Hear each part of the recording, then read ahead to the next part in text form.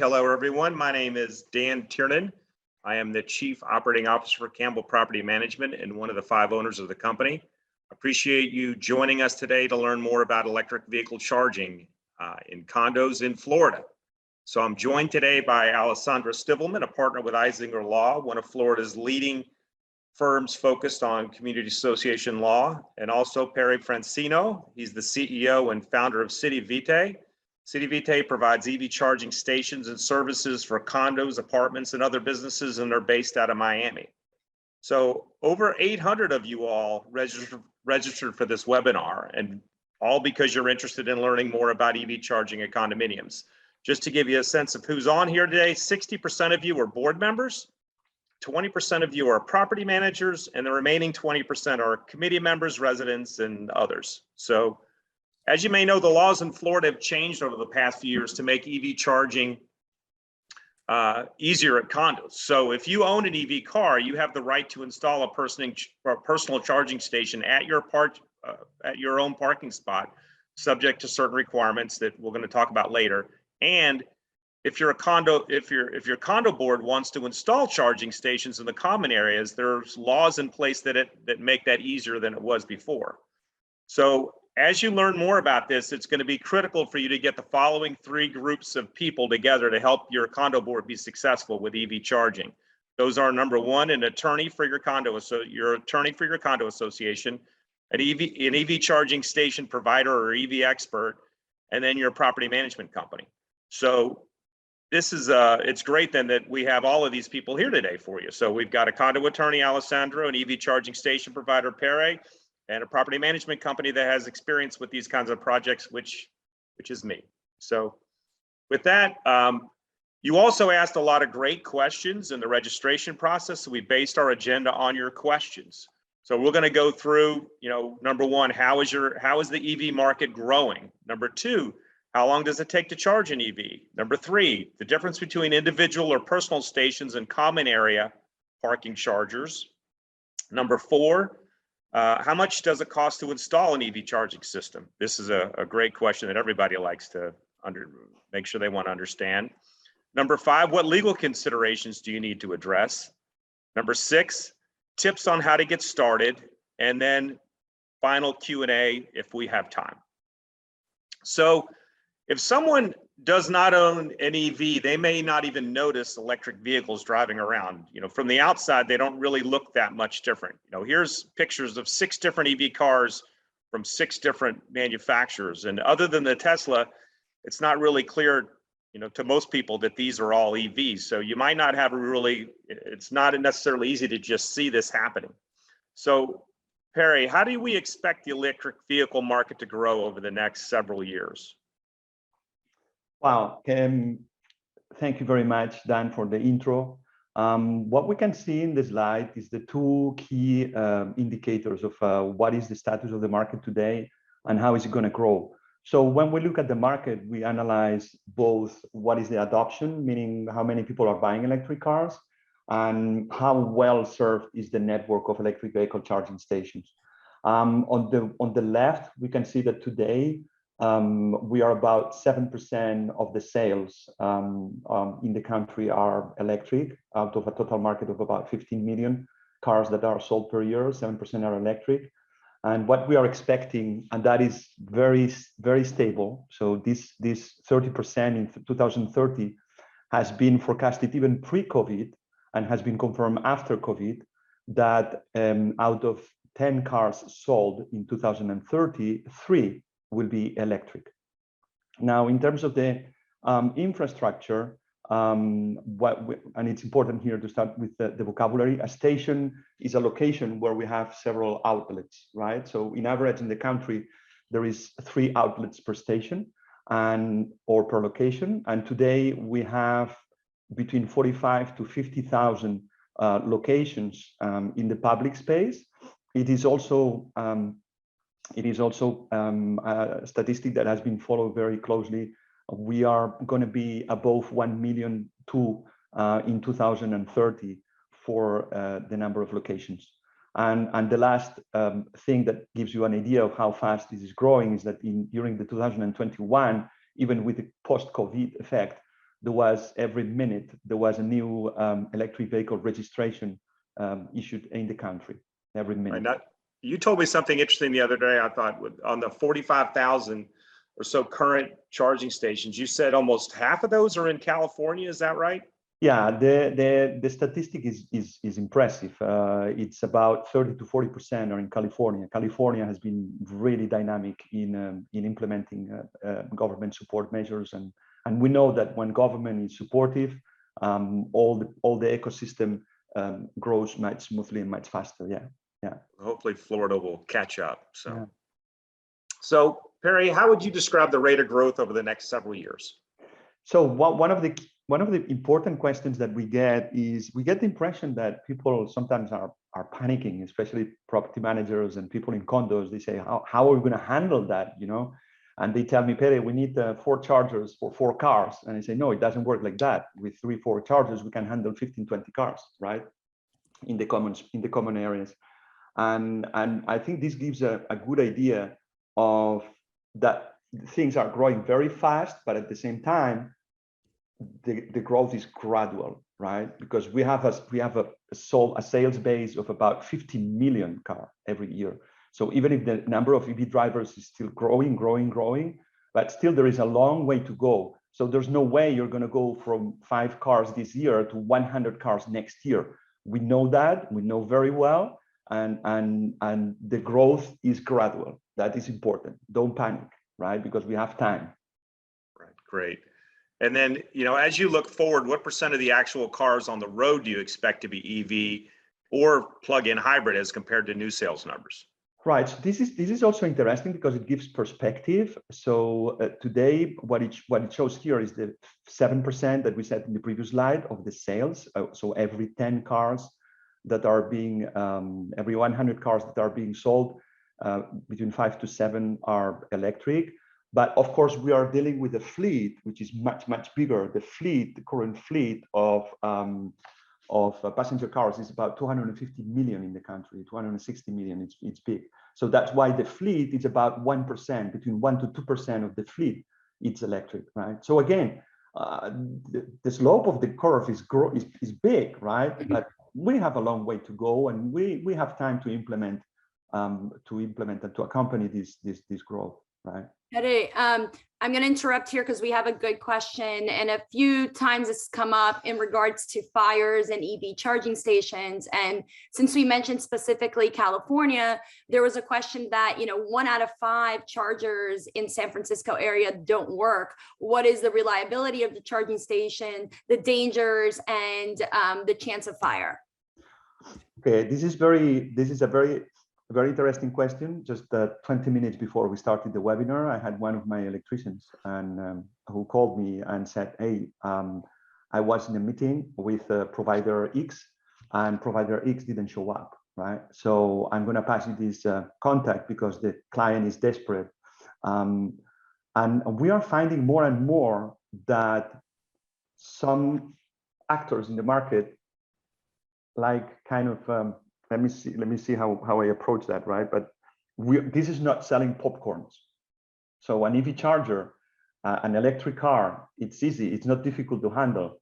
But this is not like selling popcorns. There is a system, and what is important is not the charger. The charger is a commodity. What is very important is what is the service behind.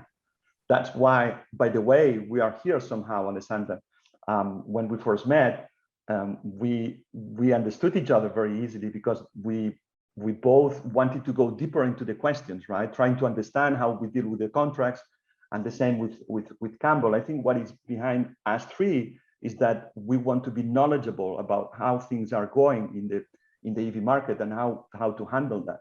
This question is important. It is true. A lot of EV chargers are not working, but the problem is not that they are not working, is that people are not servicing them, right? So another example, Galleon for Lauderdale. I'm not going to say who was there before, but we got the contract like one and a half months ago because they were calling, asking for help to fix the problem with the chargers, and nobody was attending. So there's some people, unfortunately, that are selling popcorns and washing their hands, and we understand, and some others, I'm sure, also understand that the service provided is what is very, very important. In terms of the reliability, to conclude the answer to this question, an EV charger level 2 is like a big plug. So there is no magic behind, right? The technology behind is a pure commodity. There is a connectivity subject that needs to be well taken care. And what is important once more is the service. So I hope I answered your question. And no, I think that's, someone was mentioning, apparently they're having a lot of power outages in California, and obviously power is a requirement for the charger. So that's not something that we can change. It's just a reality, but let's keep going, because I know we have really good information and we're going to get to all the questions. I'm seeing tons of them coming in. We just found that it was really important to have this background so that you guys would really understand the dynamics, and then we can get into all the details. And I will throw in there that I know there was a question about safety and risk. And I know that I've talked to two different condominium agents for insurance companies, and I've asked them, have any of the condominiums that have installed EV charging stations, have any of them needed additional insurance? And these two so far had said no. Right. So in regards to that, Dan, one of the requirements that we'll talk about later of the new law is that the association is allowed to require that the owner add them on the certificate of insurance. And I actually reached out to a contact I had that does condo insurance, both for the association and for the owners, to inquire as to, is it in addition, how much is it, how feasible is it for an owner to have insurance to cover their own limited common element parking space. And she reached out to a lot of different companies, and we're still waiting to hear back because it's still relatively new. The agents don't know the answer to it right away. But I've never heard of an incident in a condo with an EV charging station, and I don't know that there has been one. And none, just to add up on that, to build up on that, none of our clients has ever had to change the insurance policy in their parking space. We are not insurance experts, of course. We have our own insurance, but we have never come up with a condo that has to change the insurance policy. Never. Yep. Hey, so before we go further, let's take a look at our poll results real quick. So Ashley, what percent of our audience today own an EV? So it looks like only 10% of our audience today owns an EV. Well, that's much higher than the market. So that's the market 7% and our audience here is 10%. And that doesn't even count the three panelists. So that's pretty interesting. And then the next question on the poll was what? And what were the results?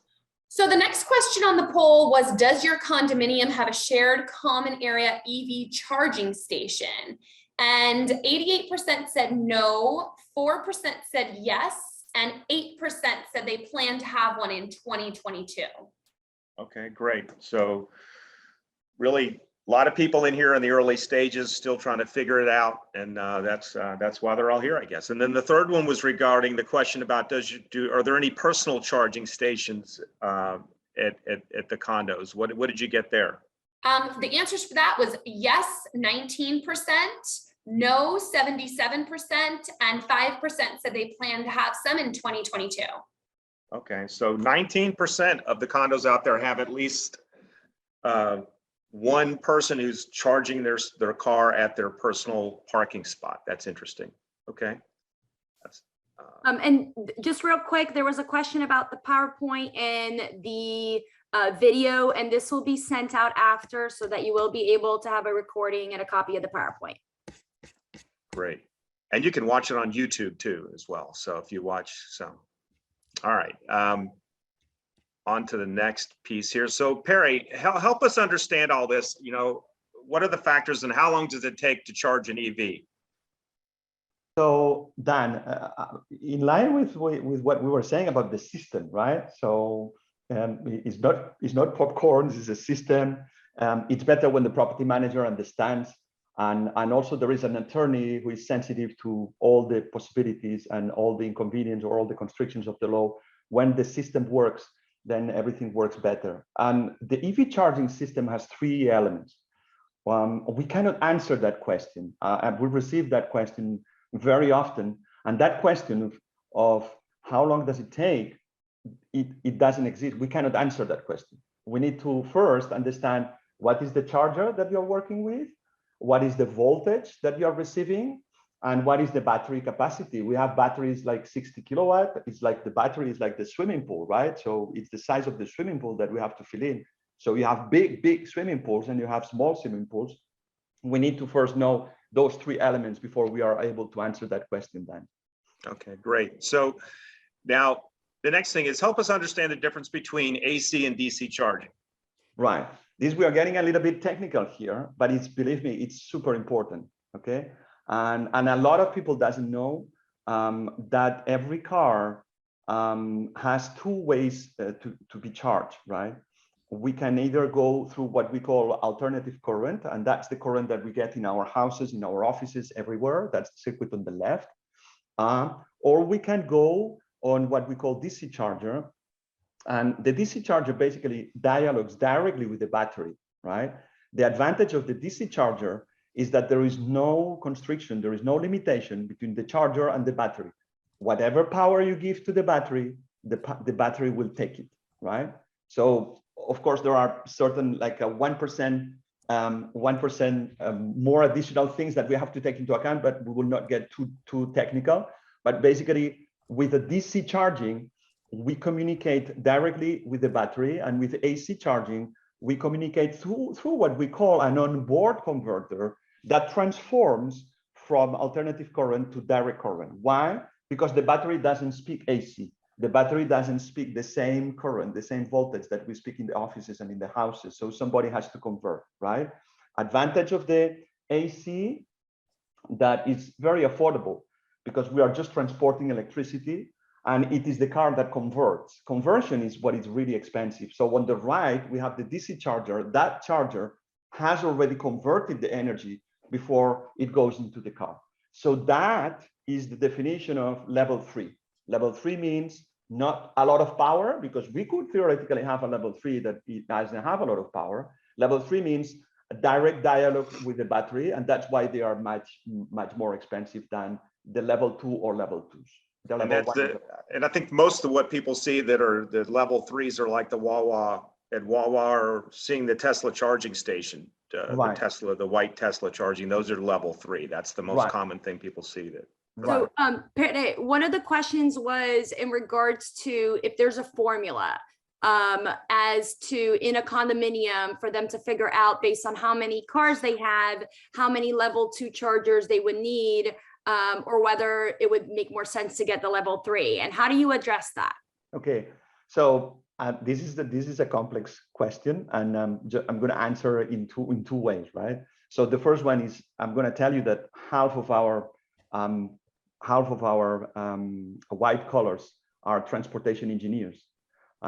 So that is part of a deep know-how that we have to understand how the system is going to work better depending on what the condo and where the condo is located, right? So this is part of our expertise, but in a rule of thumb, we can handle today with only level 2s, we can handle with 2 chargers level 2, we can handle in a common space between 20 to 25 cars if it is valet operation, and if it is self-driving, about 15 to 20 cars with 2 level 2 chargers. When you put a level 3 inside, and as we will see, the level 3, there are level 3s for condos, right? When you put a level 3, you have to multiply that by 2 approximately. So that means that when you have a level 3 and 2 level 2s, we could handle about 35 to 45 cars under a valet operation, and about 20 to 30 with a self-driving. Why we make the difference between valet and non-valet? Many people will already know.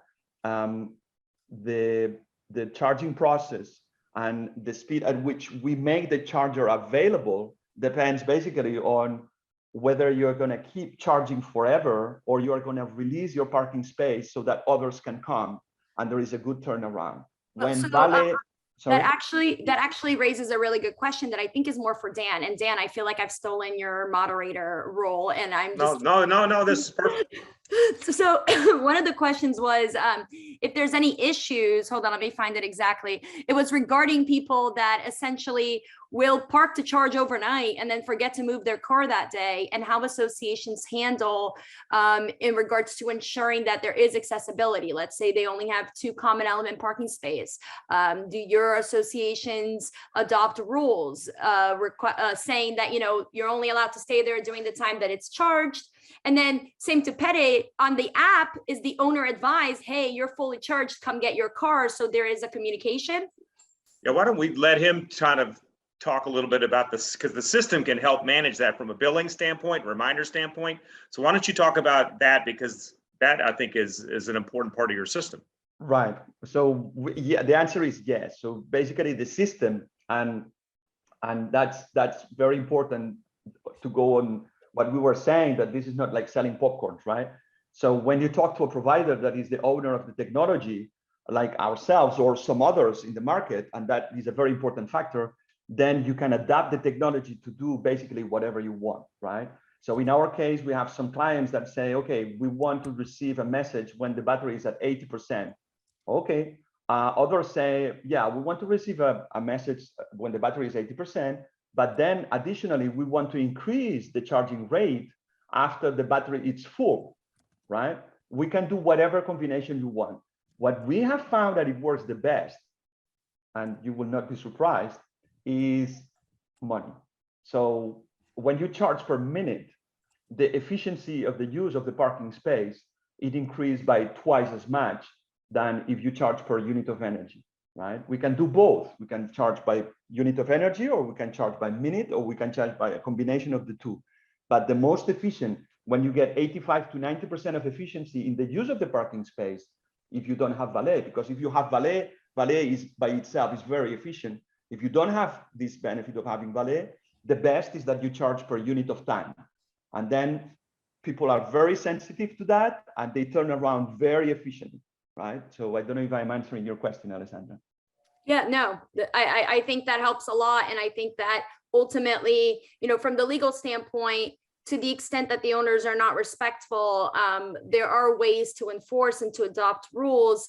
And I recommend that, because you want to make sure that whether you own the machine or somebody or the provider owns the machine, you need to make sure that it's used properly, that the owners understand how to use it, how who to communicate if there's an issue. I mean, all of that needs to be adopted with proper rules. And as far as how long they're going to stay, and if it's a monetary issue that gets them to move their car, then sometimes we need to go there.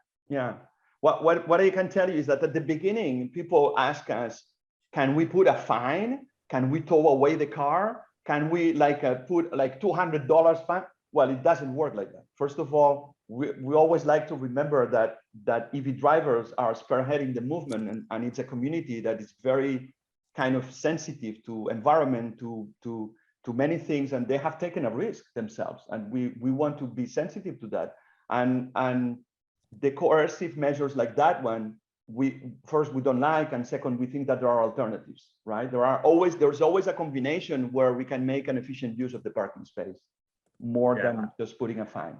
And I just know from personal experience, if I go to a Wawa or a common area charging station and I know I might have to leave to go somewhere, I am not coming back late, because as soon as the charge is full, they start Tesla charging station will charge you a lot of money, which is basically what Pere is saying you can do with these. It's not a fine, it's just a usage. If you're parking there full, you're going to get dinged.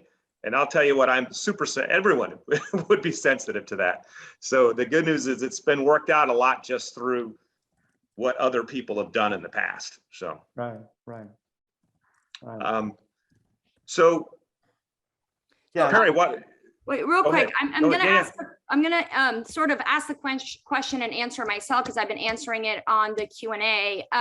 So a lot of questions coming in as to how many charging stations should I have based on this many units? And ultimately, should I lease or should I buy? And how do I know? And the reality is that it all depends on your community, how many users you have, what is the need, what is the foreseeable need? And also, do you have the funds to purchase it up front? Do you need to have a lease type of agreement? And we'll talk about that coming up as to the options and how to make it feasible. But that's a big question I keep getting asked in the chat, and it's really not a black and white formula. It depends on your community, on your association, on your residents, on your financial ability, on the setup of your electrical grid. I mean, there's so many factors that come into play. Absolutely, absolutely. And the analysis of the location, for instance, so we know, for instance, we know given a location, we know a lot of what's going to happen with the growth, if the growth is going to be very steep or the growth is going to be less steep, right? So we make kind of progression and kind of modeling activity with that, and then we can give, depending on the location, it depends also on the age of the population of that particular location, the progression, right? So understanding those elements, and don't be frustrated that you don't be overwhelmed that you don't know how to start. It's just, don't forget that this is a system, and the more you get together with people who understand that system, the more we'll give you the data for you to take the best final decision, right? Don't be overwhelmed, because there is a solution for every situation, but situations are very different. That's where Alessandra is kind of And I promise you all, Pere's going to give some really good examples a few slides from now after we get through the basics, where he'll go through different situations and the configurations they chose. And I think that'll really help give people different ideas of how to think about it, because I learned a lot just from our getting prepared on this, on some options we had that I didn't realize we had. So yeah, we still haven't talked about level 1, 2, and 3. So let's get back to that real basic level. Tell us about the difference there. Right. So we, as a kind of summary of the last slide, when we are having a dialogue on the right directly with the battery, that's what we call level 3. That is a level 3 charger that speaks in direct communication with the battery. It's a machine that on the baseline starts in $26,000, because we are transforming on the charger, and we have the privilege of dialogue directly with the battery, and there is no limitation between us two, right? The problem of that charging is that it needs a certain setting. It needs 480 volts, 3-phases service. It's a particular service. Some condos do have it, some condos don't have it, right? Also, if you are at the beginning of the EV charging, you don't need that. You don't need level 3 yet, right?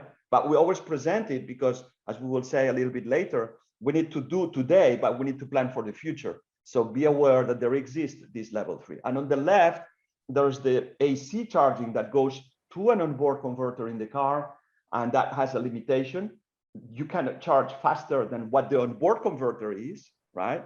And today the onboard converters, typically they are between 40 to 60 amps, right? So that would give you a picture that you can have the level 1 or the level 2, and the level 1 or level 2 chargers, we are talking about $3,000. And to go a little bit to the final question, right? So, which is how long does it take if you go to the next slide, Dan? So putting all together in terms of how fast does it charge or how long does it take? Here is a global picture that on the left, if you have a service which is a typical service of 230 or 208, the one in the middle, and you have a level 2, depending on the amps, it could take between 6 to 8 hours to fill a 60 kilowatt battery for a Tesla 3, right? Now, if you have a Tesla 3 long range, then it's about 80 kilowatt battery, then it takes a little bit longer, right? And if you are doing the same job, but just with a 480 volt service, that's so-called a level 3, with a level 3 charger, then it takes about 2 hours. So in a summary, we have to understand what is the service, electrical service we have. We have to understand what is the type of charger. And finally, there will always be an influence. If the battery is very small, it will charge very fast. If the battery is big, it will charge very slow, right? Great. So one of the questions, 2 level 2 chargers for 15 to 20 cars is what you said. And then 2 chargers with 2 hookups each. So 4 cars can charge at a time. I just want to make sure. So the level 2 allow for 2 cars to charge at the same time? Okay, now this is, many people think that charging at the same time makes a difference. We're talking about number of cars that we can charge simultaneously. When we talk about charging stations, we talk about 1 charging station. So right, but 1 charging station can charge 2. No, the basis is 1 charging station charges 1. We could make 1 charging station that can charge 2, but it's not always. We have also some chargers that charge just 1 at a time, right? There is no there is no particular advantage that you put the 2 charging stations in one charger or that you put 2 separate charging stations. There is no technical advantage. There is always like pros and cons. If you put 2 GANs in the same charging station, you could have a problem of reliability, because if the charger fails, both GANs fail, right? So what we do is that we put in a dual pedestal, we put 2 independent chargers so that if one fails, the other one continues to operate, right? But it's also good if you want to use 2 charging stations in the same, 2 GANs from the same charger. But when I say 15 cars, we can handle with a valet operation, we can handle 15 to 20 cars with just 2 chargers, 2 parking spaces, right? It's turning around fast. It's very efficiently managed at night by valet. And we can handle 15 cars with 2 individual chargers or 1 dual pedestal that has 2 GANs, right? So a lot of the questions that we're getting deal with the ability of these older condos to get power to the charging station. Right.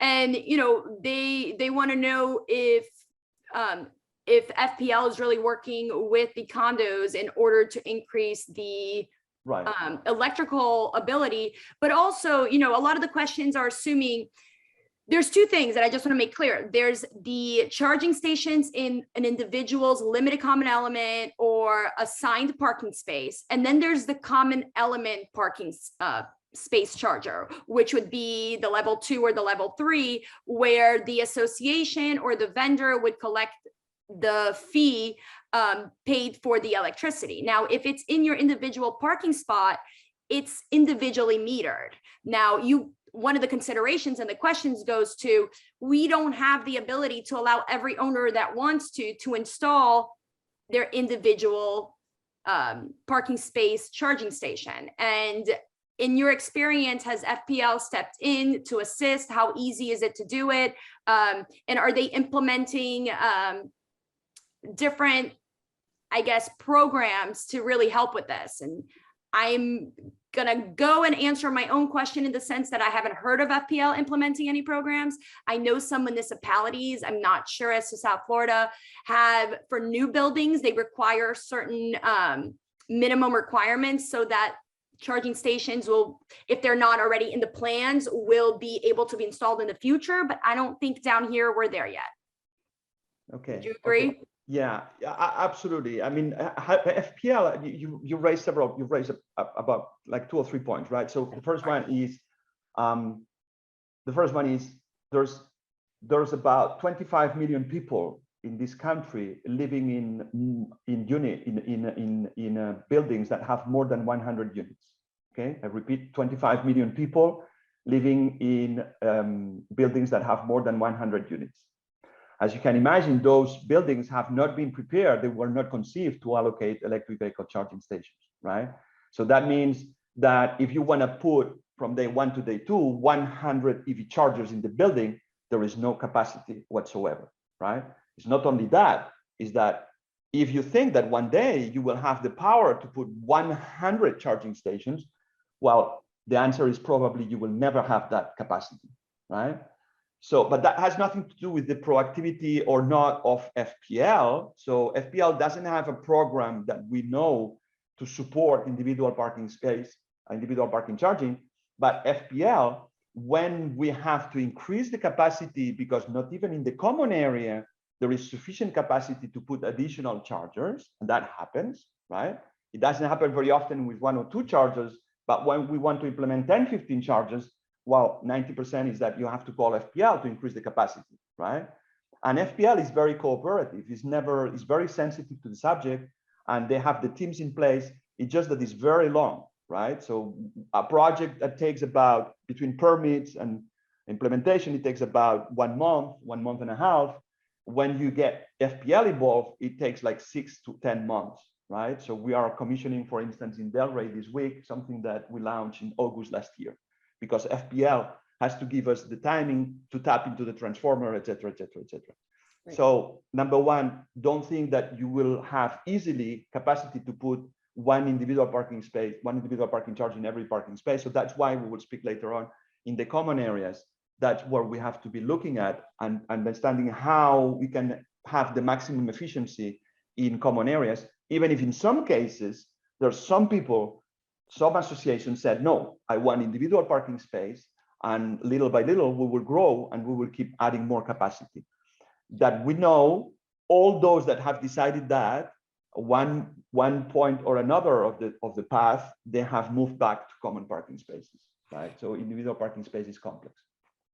Okay, I have more questions, but I want to keep moving with the Yeah, presentation. okay. So I will throw out one thing that I've learned over the past few years is that some of these older condominiums, if you're a condo, still doesn't let you have a washer and dryer in your unit, you have to have a common area washer and dryer.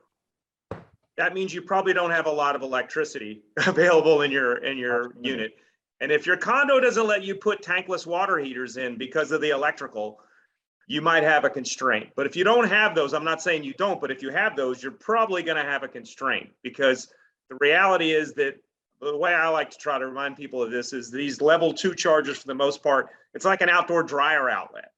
Absolutely. And it pulls on that amount. And if you're putting a personal charging station, at your spot, and you're exclusively using it, you're going to use it at night when it's not usually that much electricity is used, and it's going to be once or twice a week or less. I mean, once or twice a week for me, but less if you're just driving to the grocery store. So Right. that just gives it some, probably confused you more, but maybe gave you some other things to think about. No, I think it's a good parallelism. It's like putting a new washing machine or something. Yeah, I think it's good. It's for FPL is the same. The way Right. you use the electricity, Right. they don't mind, right? You will Right. have the same problem or the same possibilities. And the one thing that is a little tricky to sometimes work out is that because people, when they do personal stations, you set it so that it charges overnight. And that automatically kind of eases a little bit of the constraint, because less electricity usage in general at night. But Right. anyway, so back to the big question for all of our participants here, like in general, who do EV car owners pay to charge their cars? Do they pay the charging company, or do they pay the condo? How does that work? Okay, the market offers, so first of all, and that was the third point that was raised with Alessandra, all our chargers, all the level 2s and level 3 chargers have the capacity to measure how much electricity we are consuming. So forget about individual meters, right? You don't need individual meters. We know when we have a charger, we have the capacity to know who has charged, what time they start, but with the name and we have all the identification, how much energy they have consumed, and we know all that, so we can transform that, we can monetize that, right? Without having. One of the questions that I saw earlier was, can the association legally get a profit from installing a common element charging station and allowing the owners to use it? And the legal answer is probably yes, because you're essentially, if you're buying that charging station where you're now putting up common element funds or common operating funds to purchase a charging station, then it allows you to set the price of that amenity. And obviously it can't be extreme, it needs to stay reasonable. It's not necessarily an income producing amenity where you're going to make millions out of it, but it will essentially help in the upkeep, in the servicing, in covering the costs of installation, etc. So, but obviously it depends on the slide that we have right now, which model you end up choosing, and whether the association is going to be collecting the funds or whether the provider is. Absolutely. And we have the both cases. We have not-for-profit that they are collecting the revenue, and they are reinvesting the revenue in recovering the capex from the chargers, right? So we have several condos in Broward that are doing that. Even if they are not for profit, they are purchasing the chargers and they are getting the revenue, right? So in front of the law, which is not my specialty, but Alessandra will confirm and has basically confirmed, they can recover the investment of the chargers, right? So legal. The legal right, and answer. It goes towards operating, just like any type of specific fees that you would charge. You have to be careful in condominium with transfer fees. I mean, this is based on usage. So definitely something you want to discuss with your attorney before you establish those, to make sure it's reasonable and it's not being challenged. But this is why there's so many different elements to this. And you really have to see what kind of station you need, what makes sense for your community, and then to the model, which I guess Pere or Dan, you're going to explain next. Yeah. So the model we see here is basically what you can find today in the market. You can find two alternatives, like kind of the vending machine, like if you have a drinks machine in your lobby, in your reception. The vending machine model basically is that the company who installs that vending machine leaves the vending machine for free, but keeps the ownership of the machine, right? Whereas in the selling, there is a transfer of property, right? When we sell the charger, the property of the charger goes to the community, right? And then it is the community who has the right to do what they want with the revenue. It's simple, right? Either we, as an operating company, and at the moment it's 50-50, 50% of our business is based on vending machine model and 50% on selling. When we do the vending machine, we keep the property of the machine and we keep the revenue of the machine. And basically you don't have any upfront cost to purchase those machines. And sometimes we make investments of big amount, right? So level 2 or level 3, several, depending on the capacity to recover the investment.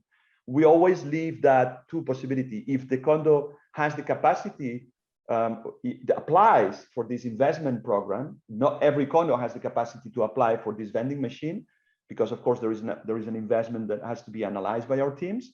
But this is basically the two business models. When you are the owner of the machine, because you purchased, you keep the revenue and you tell us what you want to do, or you do what you do. We give you the revenue and you do what you do with the revenue. And if we keep the vending machine, then we keep the revenue. There is always a small fee of about $20 on average to manage to handle all the system per charger per month. That's basically the two elements, right? Great. So, you know, there's another option here that we touched on a little bit earlier here. You know, does each EV have its own charger or their designated parking spot, or does the condo set up common area charging stations? Why don't you talk about the pros of each option there, Pere? Yeah, well, so let's start with the advantages of the common area, right? On the common area, as we see, we improve the property of the condo. There's a lot of people who are asking us, well, we don't have a lot of cars, but people are, when they come, they ask us if we have it or we don't, right? So just by virtue of having those chargers here, it increases the value. Another thing is that it's almost like a gym. Everybody wants a gym, whether they even exercise or want. Exactly. They think they want it. They're looking at this like that now. Yeah, exactly. And then also the greater control over the installation. We have seen condos where they defend individual parking space, and I would love to show you some pictures of how does it look like after certain months.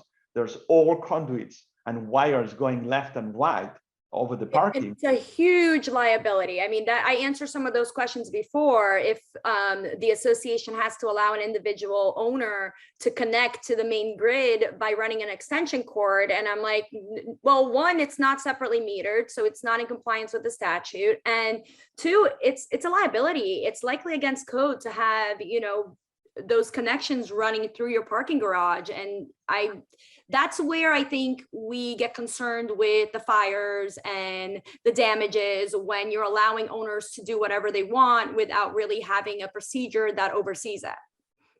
And the next point, Alessandra, is that I would say the best advantage of the common area parking is that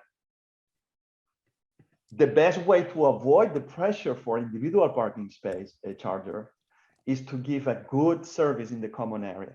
We have seen that all the time. People stop asking for individual parking space. At the beginning, they say, well, we pay, so we have the right, so why not, right?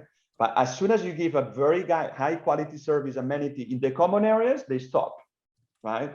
So that's where the property management company has to play this role, right? Between the drivers that they want to play their legal right to install in their individual parking space, and the board, who is scared of having like all kind of wires and conduits and incurring in those liabilities. The best alternative is to give a very high quality service in the common parking spaces, right? And then, of course, when we have an efficient use of the individual parking spaces, so as I told you, with 2 or 3, including a level 3, we can handle 25 to 30 EV drivers.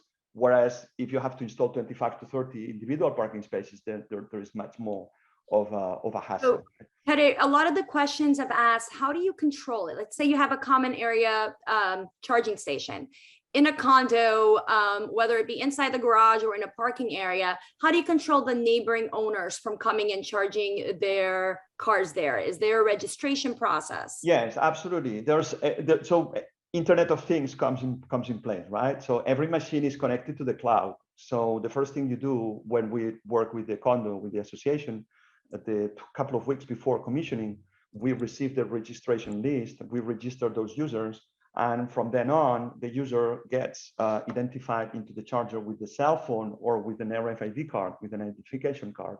And then we know exactly who is in front of the charging station. So when you start charging, we know exactly who you are because you have registered previously. So that's a good, I mean, and then we share also an account summary with the condo. We say every month we explain, we tell them who has charged when, from what time to what time, et cetera, right? So yeah, that is through either the 3G SIM card or a Wi-Fi signal or a LAN wire. We are connected, every charger is connected to the cloud. So yeah, so basically the advantage of individual parking space is basically when you, I mean, I would say that it's the last option when you don't really have any option in the common, right? Of course, there's a possibility to supply like more or less chargers, and everybody can have the freedom to do what they want in their parking space. But again, the disadvantages are much more than the advantages on the individual parking space. And if we go to the next one, so the difficulties, individual parking space is really expensive. We will come in a minute into the installation cost. That is the biggest upfront cost that you will have, not the charger, is the installation. The problem with the common parking space is that you need that area to exist. But in some areas, we have worked, I remember one condo that they called us and they said, we have 16 cars in the individual parking space and we cannot grow anymore, right? And Alessandra knows very well that case. So even in that case, we have a solution to increase the capacity of the charger in that common parking area, right? So don't think that because you only have 2 or 3 parking spaces, you run out of space. With 2 or 3, you can do a lot. And in some areas, for instance, we have signed for a contract with 2 level 2s in only 2 parking spaces for a condo of 250 residents. And we have signed in the contract that above certain usage, we can switch from the level 2 to the level 3, right? So basically, we are good to go for at least 3 to 4 years, right? So you need to have. Oh, sorry, Pere. One of the main issues, and this kind of touches on a lot of the pending questions, is let me rephrase this. And I just lost my thought for a second. I'm so sorry. Because we were talking about individual parking spaces and how to address it if they don't have the electrical grid for it, and the pros and cons. At the end of the day, it's really going to depend in your community and what you can really maintain and how much it's going to be used. So a lot of these questions are very specific, but we can't ultimately address them without really understanding your community a lot better, because it's really going to depend on which options you choose. And based on what you can see, there are a lot of options. There was a question that the main issue comes down to what you have available. There was a question about installing charging stations in guest spaces, and is that going to create an issue because owners are going to be utilizing them, and what do we do about the guests? And there's a lot of these issues because associations may not have that common element space. I don't know the answer to that off the top of my head, because I think based on the condominiums plans and the requirements, you are required to have a certain number of guest spots. So you cannot just rearrange those arbitrarily without ensuring that you're still in compliance with the plan, you're still in compliance with your governing documents. And you have to understand whether the parking garage and the parking spaces are limited common elements and assigned to one individual, what is a common element, and really what authority the owner has to install it. Some associations don't have deeded or limited common element parking spaces. Anyone can just park everywhere. So a lot of this depends on the setup of your condominium based on your governing documents, based on the plans of the city, based on the requirements of ADA parking spaces, guest spaces, etc. So I just wanted to clear that up. I'm sorry for interrupting, Pere. No, and it goes back to what we said about the system, right? So on average, we spend about 1 hour with most of the condos on the phone before we send an offer, right?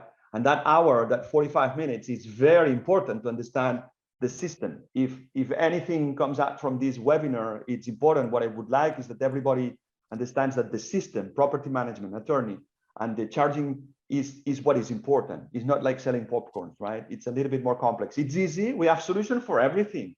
There's still not a project that we say we have no solution for you, right? But we need to invest a little bit of time to understand what is the background and the ecosystem, right? Great. So do we want to move on to the examples now? I think that'll be really helpful. Yeah. So as we were saying, the biggest cost you will have is the installation cost. It's not the charger in 99% of the cases. And the charging, the installation cost depends on basically on 3 elements, right? So how far is the electrical room from your charging spots, right? Why?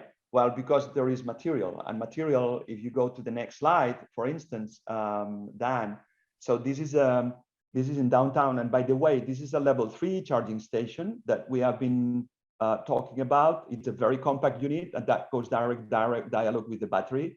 And it charges a Tesla 3 standard range in about 1.5 hours, right? So level 3, as Dan was saying, is not only like the big charging spots, the big supercharging stations. We have a level 3 for compact units inside condos.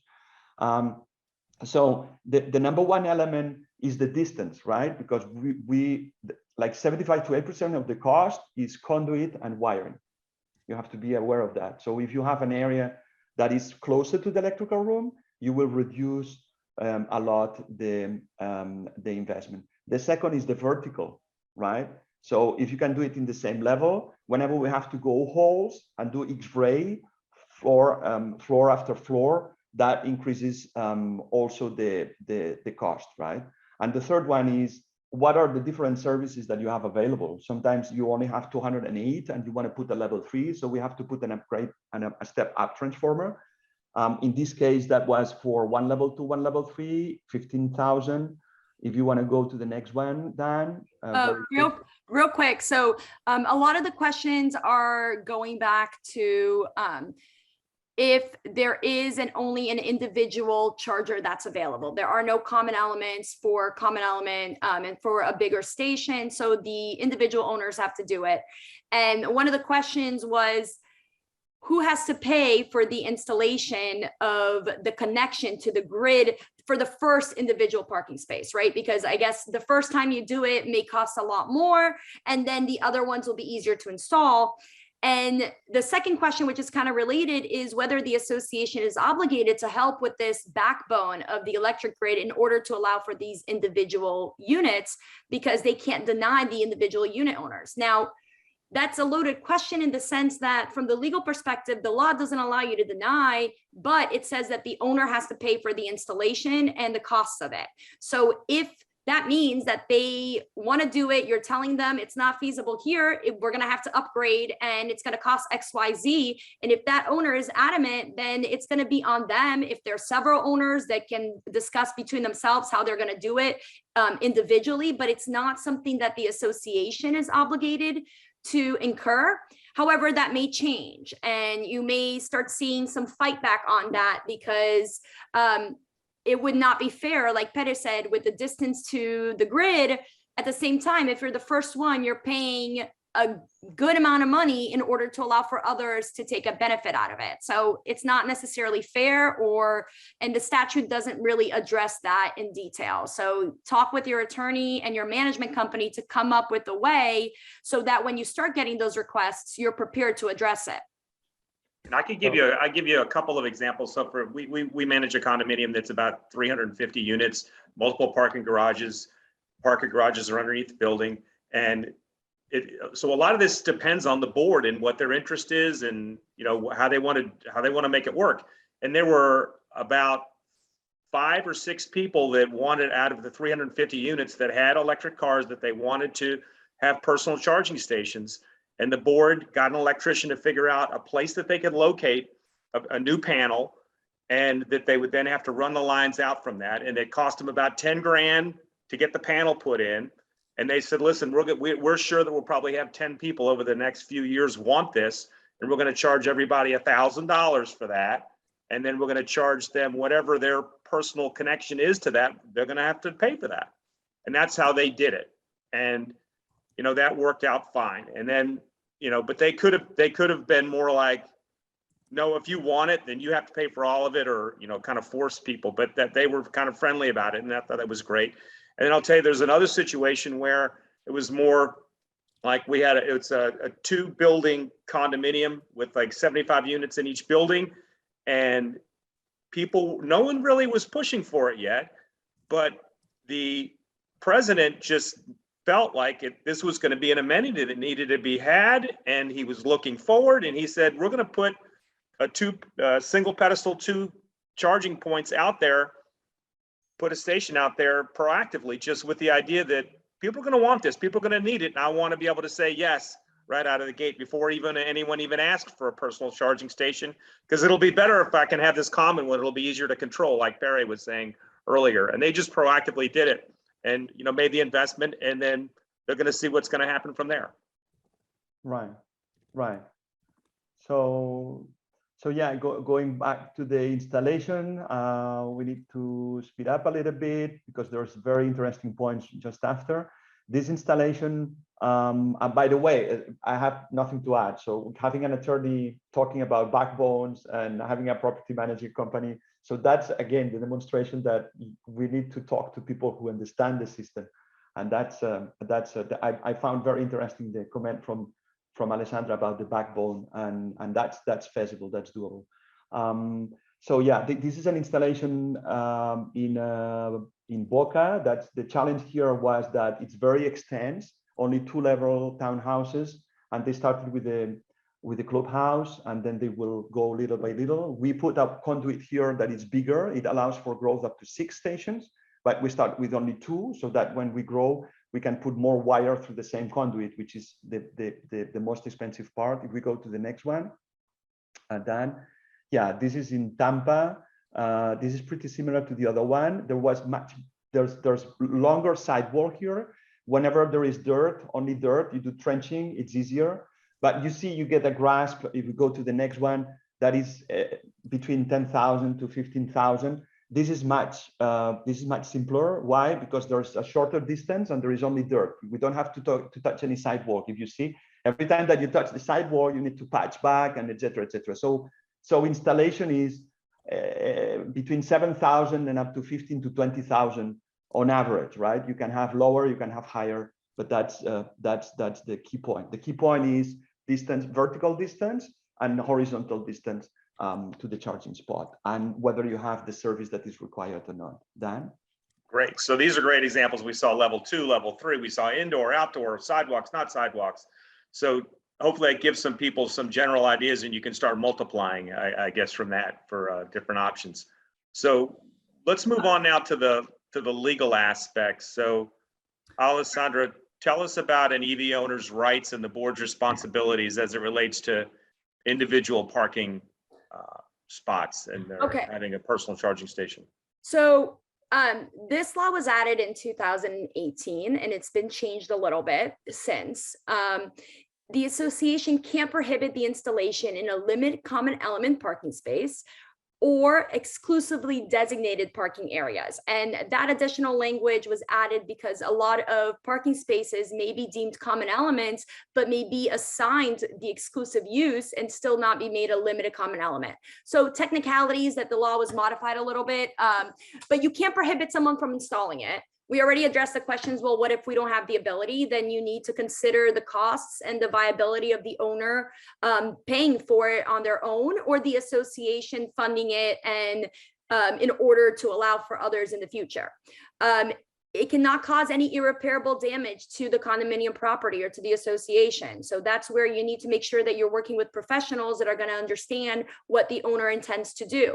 The electricity has to be separately metered, or there has to be a way for you to account, like a sub-meter of sorts, for the electricity utilized by that individual owner's electrical vehicle charging station.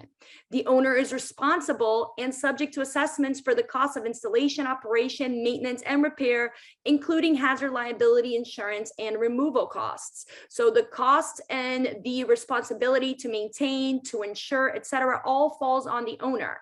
They have to comply with building codes and safety standards. The association can adopt architectural standards as to what kind of charging station, the color, the location, and can impose restrictions in order to maintain whatever aesthetics that they wish to, whether it be in an HOA or garage or outside. And they can require the engagement of a licensed electrical contractor and engineer to be used. They can require the certificate of insurance naming the association as additional insured, and reimbursing if the association's insurance increases due to the station, the owner is responsible to reimburse. We talked about it before, where it's still new to the insurance companies and it doesn't seem to be an issue by any means. But I would recommend, if you're an association that's currently allowing owners, or you have to allow, but if you have owners that are requesting that they install electrical vehicle charging stations in their individual limited common element parking space, the association should come up with standards, with architectural requirements, so that it's really clear to the owner what they need to do if that's the route that you're going. Essentially, the association can set those terms. And that's really good because of all the concerns about safety. And this brings me to one question that I've been waiting to ask, that a lot of people ask, given that we're coming onto hurricane season. How safe are these stations outside, open to the elements? And is it better to keep one outside versus in a garage? And does location have an impact on the longevity of the stations? Sorry, I always do these like convoluted, complex, compound questions, but they're all sort of related. It's very simple. So the life cycle of these machines is for the level 2s is very long. There is only 2 potential problems that normally fall in warranty. That is the screen. If the charger has a screen, we prefer to use screen whenever we can choose, because there is a kind of communication. It's closer to the client. So whenever that screen faces the sun, then obviously we have a problem, especially in Florida, with the longevity of that screen that lasts for less than 3-4 years, right? Otherwise, the other problem that we might encounter is when people doesn't hook up the connector back into the charger and leaves it on the floor, and then there is a car running over the connector. That happens, then we have to change the connector.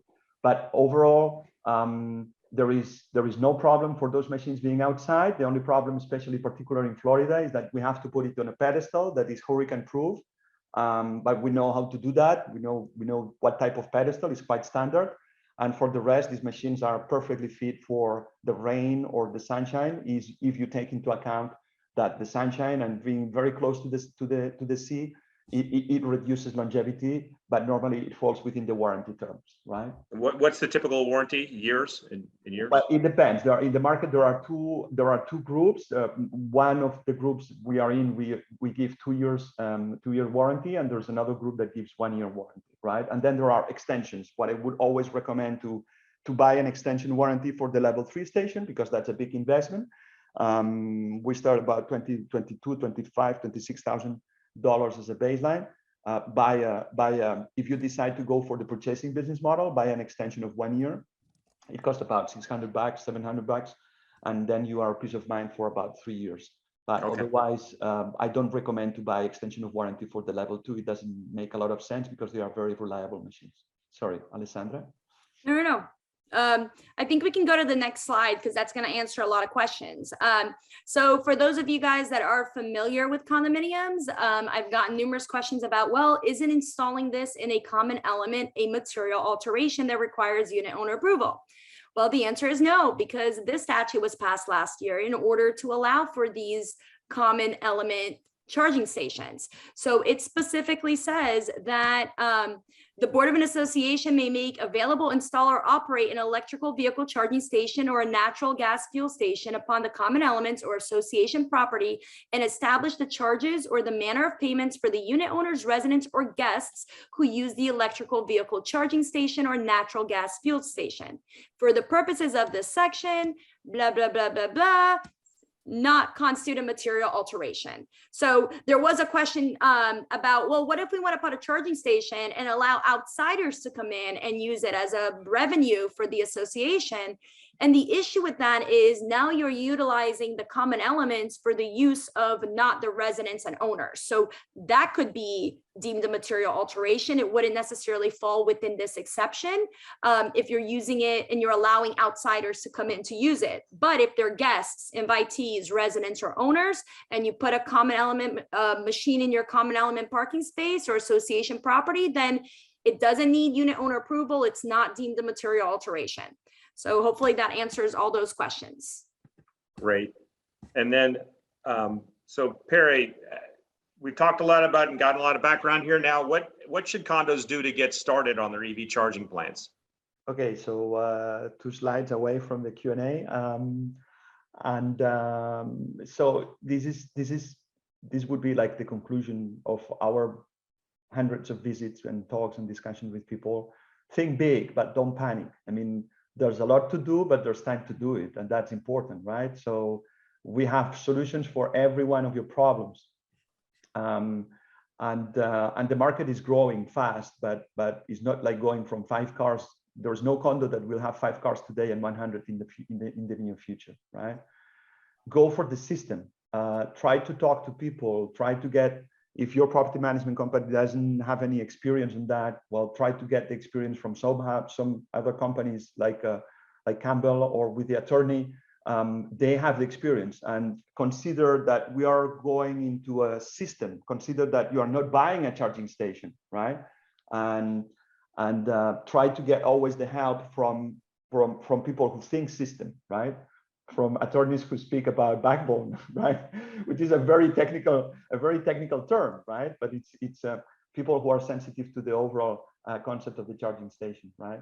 And always, so going into the ground in the very, very concrete operation, we have a lot of ways to do today, thinking of the future, right? Number 1, put a bigger conduit where you're going to be good to go for 1 year, 1.5 years, or 2 years with 2 charging stations, but you will have to go to 3 or 4 charging stations. Then talk to your installer and ask them to put a bigger conduit, right? Or if you want to go with a contract, with a service contract, ask your operator to say, well, let's sign a contract, but let's sign a contract that allows for what's going to happen in 3, 4, 5 years, right? Think about the future. And that would be like the putting it all together. And yeah, so that's basically would be the conclusion, Dan. Yeah. Great.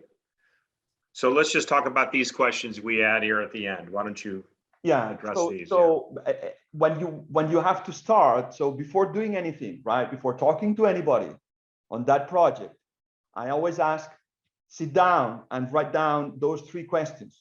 Right? Or ask the board about that. The more you focus the conversation with the board, the faster you will get decisions and the faster you will get it implemented, right? So ask the board if you want to receive money for the electricity or not. People tell me, well, everybody wants to charge. No, there are condos that give the amenity for free.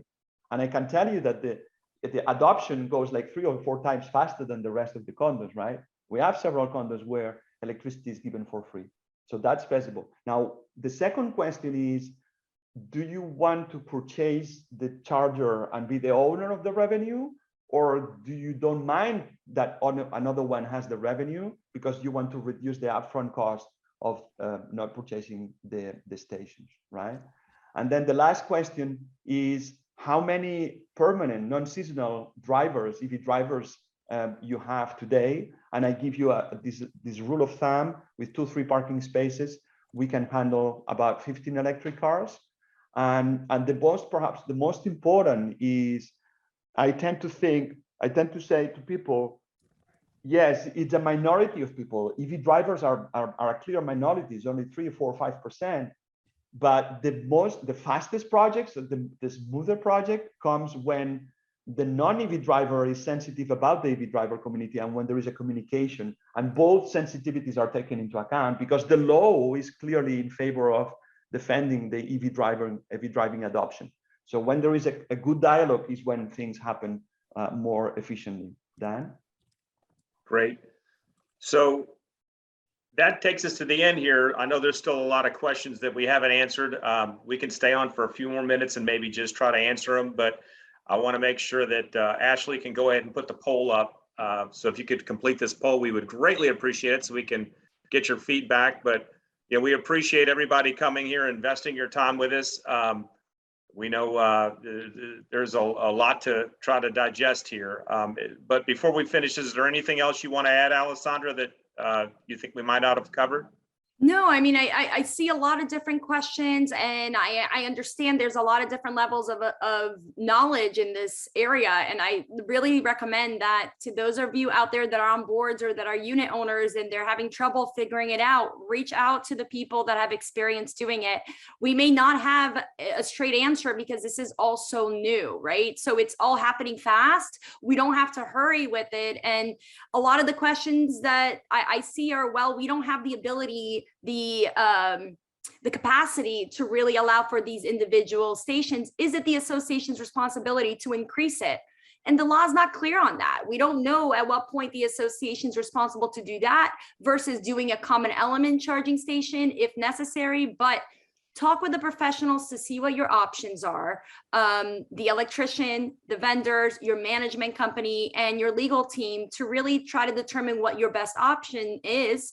And again, thank you guys for doing this, and for everyone who attended, to educate yourselves on this, whether you have an EV or plan to get one in the future. So thank you. I tried to do a lot of the answering of questions as we went. I covered over 58 questions, but we still have a lot. A lot of them were repetitive, but hopefully it was very helpful, and we look forward to seeing everyone again. Great. Thank you. And Pere, anything else you want to add? No, thank you very much to Campbell and to Eisinger Law to think about to invite City Vitae into this, and we are here to help anytime. Just let us know. Right. And again, we're going to send all this information out to everybody. The presentation, all of our contact information will ultimately, there'll be a YouTube link that you can go to, and you can watch this as many times as you like. So thanks again to everybody, and you all have a great day, and thanks for joining us.